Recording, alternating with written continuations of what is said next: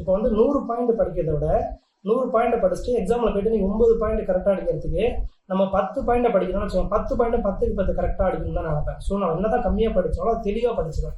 So நான் அந்த ஆங்கிளில் தான் நான் படிக்க ஆரம்பிச்சேன். சரி, நான் ஸ்கூல் புக்கெலாம் தொடவே இல்லை. ஏன்னா இப்போ நம்ம ஸ்கூல் புக் படிக்க போனாலும் ஸ்கூல் புக்கில் என்ன இருக்கோ அதை எடுத்து தான் கணினி புக்கில் கொடுத்துருக்காங்க. ஸோ திரும்ப அதை வந்து தனியாக நமக்கு ஸ்கூல் புக்கில் படிக்கணும் அவசியம் இல்லை. அப்படியே நான் முழுக்க கணினி புக்கு, கணினி சைக்காலஜி, கொஸ்டின் டிஸ்கஷன் இதை மட்டும் தான் படித்தேன். மேக்ஸுக்கு வந்து நான் வீக்காக இருக்கிறப்ப என்ன பண்ணுவேன், சைக்காலஜி புக் எடுத்துருவேன். சைக்காலஜி புக் எடுத்துட்டு வந்து ஒரு 5 வாட்டி சால்வ் பண்ணுவேன்.